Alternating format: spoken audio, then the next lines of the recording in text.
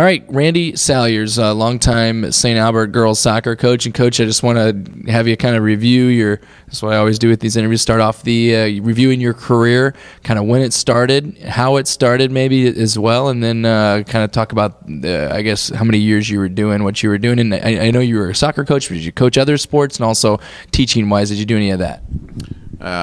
No, I never was a teacher. Most of the coaches up here are what we call street coaches. There's only a couple of them that actually teach. I started coaching in club 1980, I think it was, like something like that. And then I came up here in like 1990, 91. I'm not really sure, but I was assistant coach for like 3 years, and then in 1994. I took over as the head coach and up until last year. How did you become get in soccer? I mean, did you play soccer growing up, or exactly how did it come about?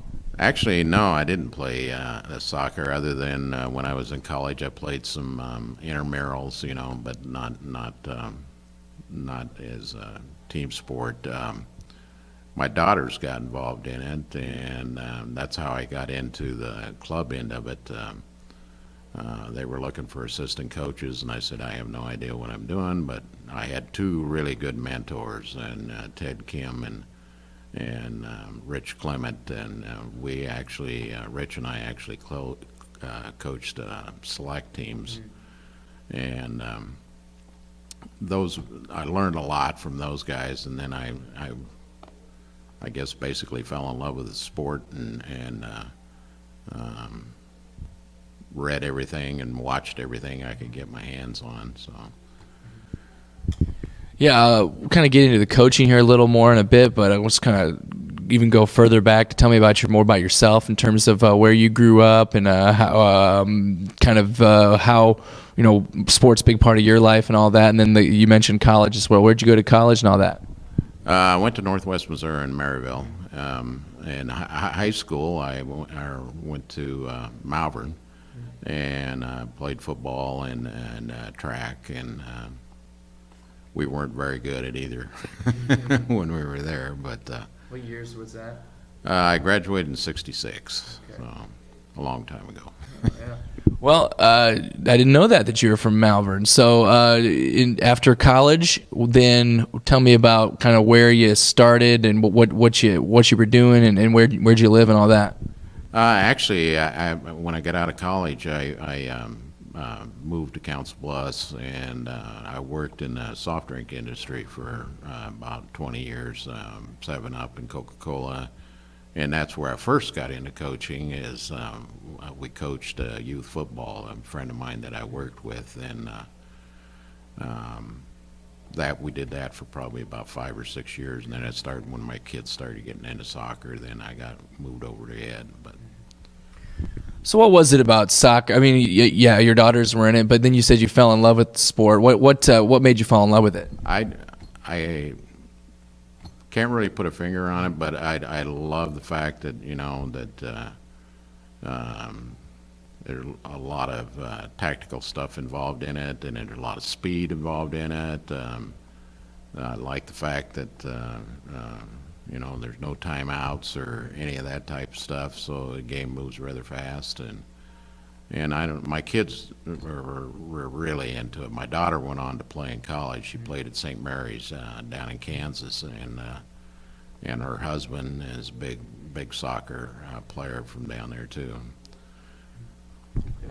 Well, you mentioned Coach Kim and Clement. Were those the two guys? You had them as mentors. Can you tell me about what you learned from those? Would you learn just about the game, or was it something about coaching that you learned from them? Both of them, they had very good relationships with the kids and stuff, and I watched how they handled the girls. Sometimes girls can be a little bit different to handle than the boys can, and Ted had like 4 daughters of his own, and Rich, the kids just adored the guy. I mean, he was very tough on him, but at the same time, he was, had a good time with him and funny and, and that type of stuff. So I learned a lot about the game from both of them, but on how to handle people, I probably picked up more from that than. If I had to ask, maybe if I asked a player or two what kind of coach you are, what would they say? What do you think they would say? Well, I think from the standpoint that what I've read on Facebook, we had a deal here about when I got my 200th win, and they surprised me with a Facebook page that I didn't know was out there, and some of the comments and stuff. They were the thing I think I liked the most was the fact that there were a lot of them made mentions on life experiences and stuff like that that they had learned from. One of my biggest things that I've always pushed hard on, and sometimes girls can be a little different too on that, is you have to get along, you have to play as a team, and that was always one of my biggest deals. And that some of the comments that were made on that page were, led back to that. So. That's great. So now let's kind of get into the coaching career. We were kind of talking here before we started how it wasn't a sanctioned event, or it wasn't a sanctioned sport or state event, but your teams went to state even when they weren't sanctioned. So was the St. Albert girls soccer, was it always a successful program, or were there some down years? And maybe if it was more of the former there, what do you attribute that success to? Well, I think that's just the attitude up at St. Albert's. Any sport up here, they go out with the attitude that we're going to win, and you're going to have to beat us if you're. And I think that has a lot to do with it. There was a couple of down years when I first took over as a head coach, but for the most part, we've been pretty successful all the way through. I know right now it's like going great here in Council Bluffs, all schools, especially girls' side of things. I mean, all four of them could be rated realistically. Is there a club soccer that they can get into a little easier in the? I don't know if it's the Omaha or Council Bluffs area, or where do they come from? Well, they pretty much all over the place. Club soccer's been around here for a long time. They've got a select program here in Council Bluffs now with CBFC, and there's a lot of them play over in Omaha too. I will say one thing, and it's taken a few years, but we're getting to the point now. We were always like light years behind Eastern and Central Iowa, and it's getting to the point now to where, and that's pretty much the whole west side of the state, where we're catching up with them and can compete with them. There were some games that we had at state that we got hammered on pretty good, and it's just the fact that they were just that much more talented than what we were. But you have several state trips. You mentioned state. How many state sanctioned? How many are there? And then can you run off the years for me? We went 7 times. It was 98, 2005, 2009, and then it was like 10, 11, 12, 13, and 15. So you go that first time, you say 98, that was the first year it was sanctioned. So did you expect that? I mean, coming out of being a pretty good non-sanctioned sport team, or what, do you remember much about 98? I do. 98, we played Sioux City Heelan 3 times, and we played them in the regular season and won 1-0, and then we played them in a tournament here in Council Bluffs and lost 1-0, and then we played them in the regional final to go to state and won 1-0. To be honest with you, on that particular time, there was only one class. There was 8 teams, and that was it. And we were the smallest school in the state, and the first round we had was against West Des Moines Valley, the biggest school in the state, and we ended up losing 1-0. And in all honesty, we probably should have won that game because we pretty much dominated in the second half, just couldn't get the ball in the goal. Any other of those years? I mean, we could talk about all of them if you want, but kind of the experience of qualifying and also playing at state kind of, I guess, pop out of your mind? Probably, I think it was 2010 when we played against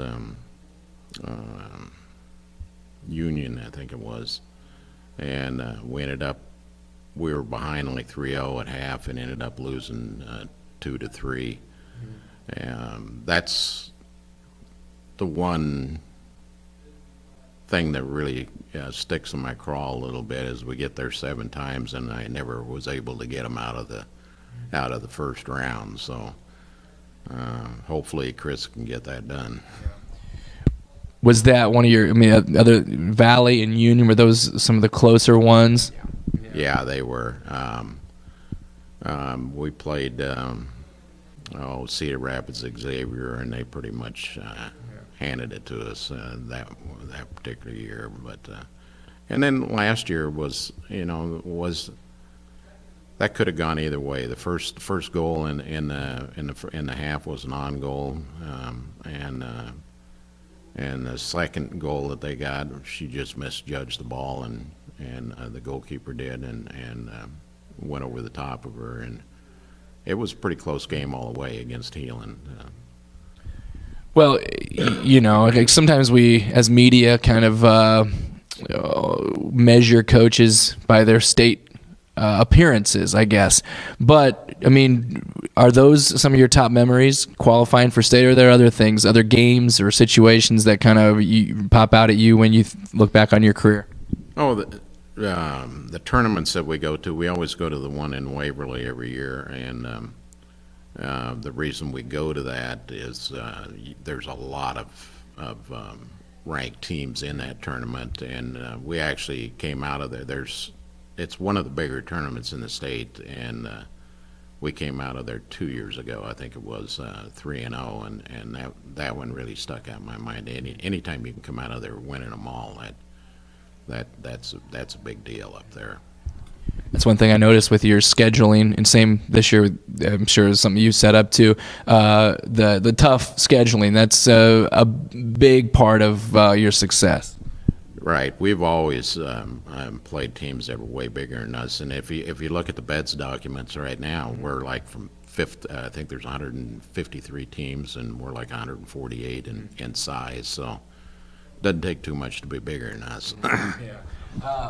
I got to ask you about kind of making your decision last year, or maybe it wasn't even last year when you made that decision to step aside and stop coaching after 20 plus years. When did it come about? Why did you make the decision? Well, the biggest thing is that I'm missing all of the stuff that my grandkids are into. My youngest daughter, her oldest one, just made a Colorado select team in Colorado Rush, and she's been playing soccer now for 3 or 4 years, and I've seen one game in 3 or 4 years because it always falls the same time, and it's the same way. My oldest granddaughter that lives here in Council Bluffs, she's into a lot of other things other than soccer, but I never got to go and see any of that stuff, and that's probably the main reason that I did it.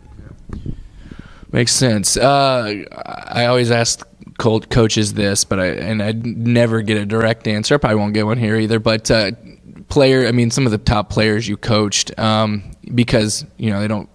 It's kind of putting you on the spot there, and you don't want to forget somebody. But can you rattle off a few that maybe really were some stars and studs here? Well, last year, it'd have to be both of the Cox sisters were really good. Maddie Munger, Emma Munger. Go back as far as way back. Sarah Schaefer. There's a lot of them. They're all good. A lot of them still play, they're playing club ball and that type of stuff. But like you say, that's a hard one. Abby Slater, you can go on and on and on forever. They all played well as a team. That was my biggest push that I always put on is you got to play as a team. You can't play as an individual in this sport. It just doesn't work.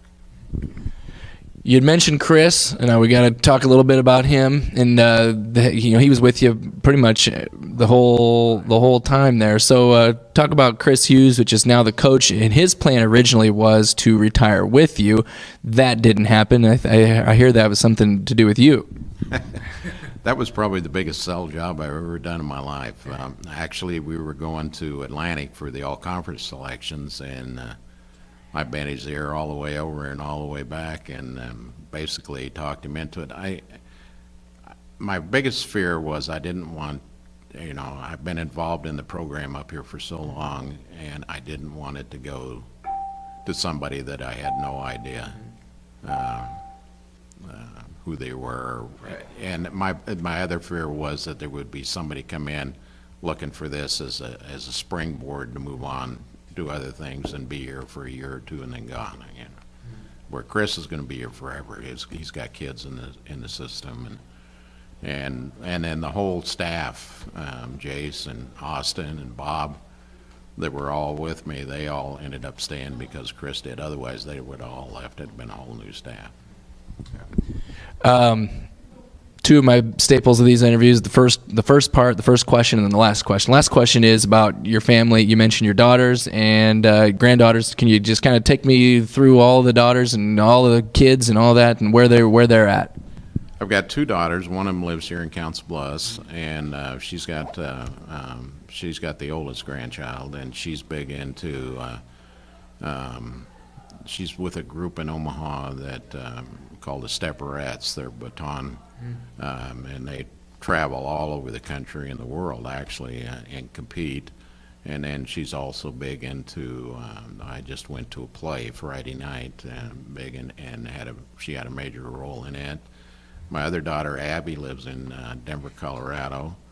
And she's got 3 kids, 2 girls and a boy, and Aisley is the oldest, and she's playing on a Colorado Rush Select, and the other 2 are like 3 or 4 and 2, so they haven't really got into sports yet. Well, Randy, thanks a lot for the time. We appreciate it, and thanks for all of your service as the soccer coach here. Well, thank you. I appreciate that. This is probably the biggest highlight of my life was doing this, and it was great. I would, if I had to do it all over again, I'd do the whole thing from the very beginning. All right.